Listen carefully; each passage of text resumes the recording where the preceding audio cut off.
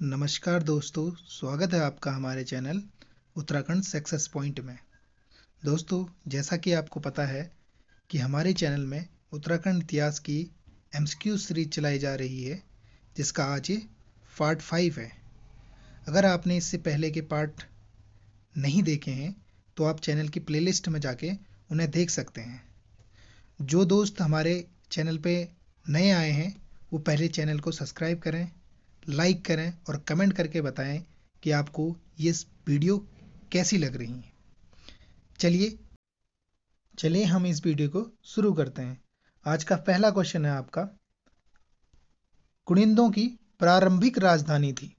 कुनिंदों की प्रारंभिक राजधानी कालकूट थी। चलिए नेक्स्ट क्वेश्चन की ओर बढ़ते हैं।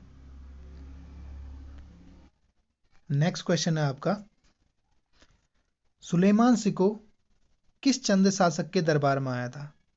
सुलेमान सिको आपका बाज बहादुर चंद के दरबार में आया था। चलिए नेक्स्ट क्वेश्चन की ओर बढ़ते हैं। किसके किसने अपने ताम्रपत्र में अपने पिता का उल्लेख किया है? जगत चंद के ताम्रपत्र है। जगत चंद का एक ताम्रपत्र है, बरम ताम्रपत्र। बरम ताम्रपत्र, जिसमें जगत चंद ने अपने पिता ज्ञानचंद ज्ञानचंद का उल्लेख किया है। चलिए नेक्स्ट क्वेश्चन की ओर बढ़ते हैं।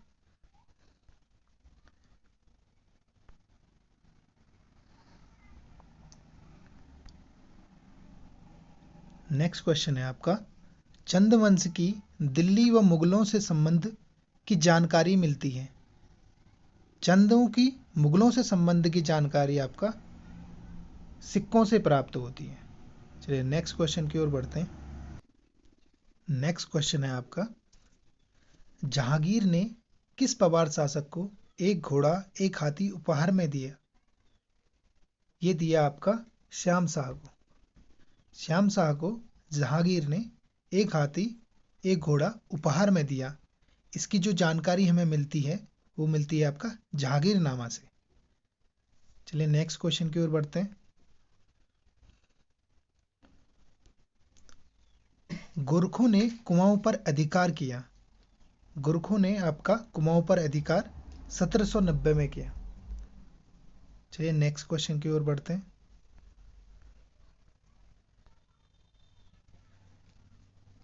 सिंघोली की संधि कब हुई?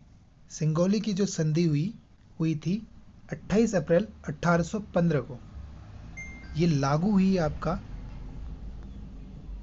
4 मार्च 1816 को। चलिए नेक्स्ट क्वेश्चन की ओर बढ़ते हैं। प्रद्युम्न शाह की हत्या के आरोप में किसे कड़ाईदीप का सामना करना पड़ा? प्रद्युम्न शाह की हत्या के आरोप में कड़ाईदीप का सामना करना पड़ा था आपका महंत हरसेवक को।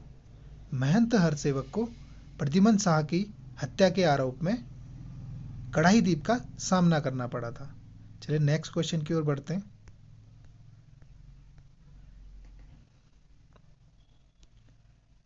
नेक्स्ट क्वेश्चन है आपका, मोलाराम द्वारा नेपाल दरबार में किसकी शिकायत की गई थी?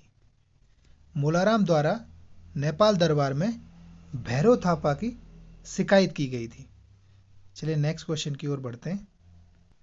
नेक्स्ट क्वेश्चन है आपका, सभासार ग्रंथ किस भाषा में लिखा गया है? सभासार ग्रंथ ब्रज भाषा में लिखा गया है। सभासार ग्रंथ के जो लेखक हैं वो हैं सुदर्शन शाह।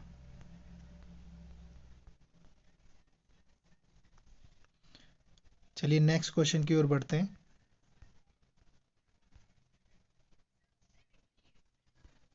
कलाविदों का शिरोमणि कहा जाता है। किस पवार शासक को कलाविदों का शिरोमणि कहा जाता है? ये है आपका सुदर्शन शाह। सुदर्शन शाह को कलाविदों का शिरोमणि कहा जाता है। चलिए नेक्स्ट क्वेश्चन की ओर बढ़ते। नेक्स्ट क्वेश्चन है आपका, कीर्तिनगर विद्रोह कब हुआ था? कीर्तिनगर विद्रोह 10 जनवरी 1948 को हुआ था। ये आपका मानवेंद्र शाह के शासनकाल में हुआ था। इसमें कीर्तिनगर विद्रोह में शहीद हुए थे आपका नागेंद्र सकलानी और भोलू राम शहीद हुए थे। चलिए नेक्स्ट क्वेश्चन की ओर बढ़ते हैं। आपका नेक्स्ट क्वेश्चन है, कुमाऊं परिषद का कांग्रेस में विलय हुआ था। कुमाऊं परिषद का अंतिम अधिवेशन होता है 1926 में, जिसमें कुमाऊं परिषद को कांग्रेस में विलय कर दिया जाता है। कुमाऊं परिषद का अंतिम अधिवेशन आपका अल्मोड़ा अल्मोड़ा अल्मोड़ा की एक जगह है गन्याधौली, वहां पर इस अधिवेशन को किया गया था, जिसकी अध्यक्षता आपका बैरिस्टर मुकुंदी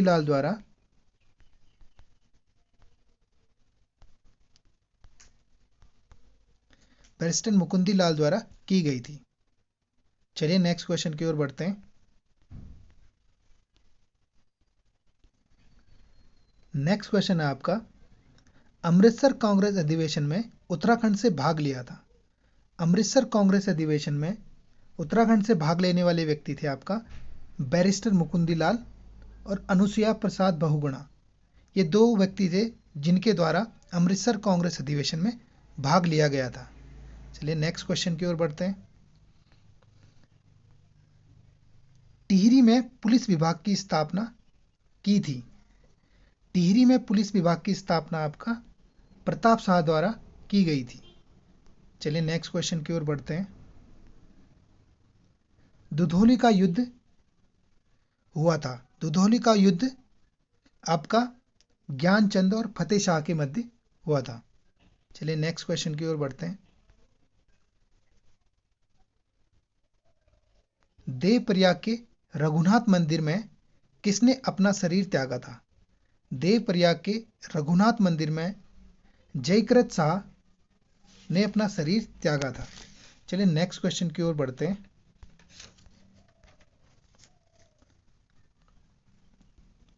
पवार शासनकाल में परगने का अधिकारी होता था। पवार शासनकाल में परगने के अधिकारी को फौजदार कहते थे। चलिए नेक्स्ट क्वेश्चन की ओर बढ़ते हैं। कुमाऊं का अर्लवार्फिक कहते हैं। कुमाऊं का अर्लवार्फिक हर्षदेव जोशी को कहा जाता है। कुमाऊं का अर्लवार्फिक हर्षदेव जोशी को आपका कैप्टन हेयरसी द्वारा कहा गया था। चलिए नेक्स्ट क्वेश्चन की ओर बढ़ते हैं। कुसही कर लगता है। आपका कुसही कर ये लगता है ब्राह्मण कृषकों पर। जो ब्राह्मण कृषक होते थे गोरखा शासन के समय, उनसे कुसही कर लिया जाता था। और संतानहीनों पर लगता था आपका मरोकर।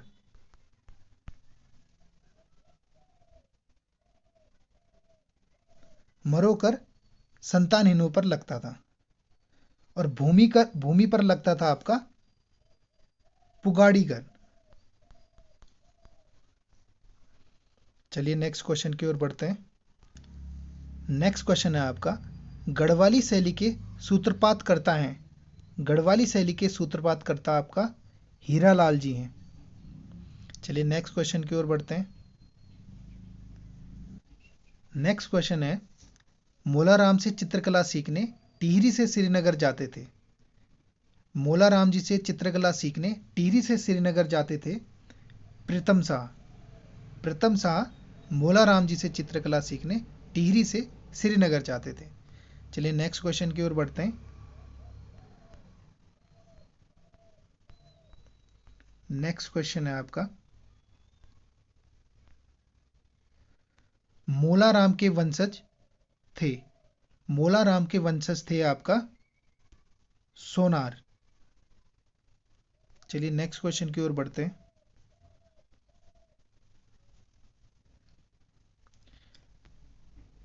चंदों के कर को कहा जाता है।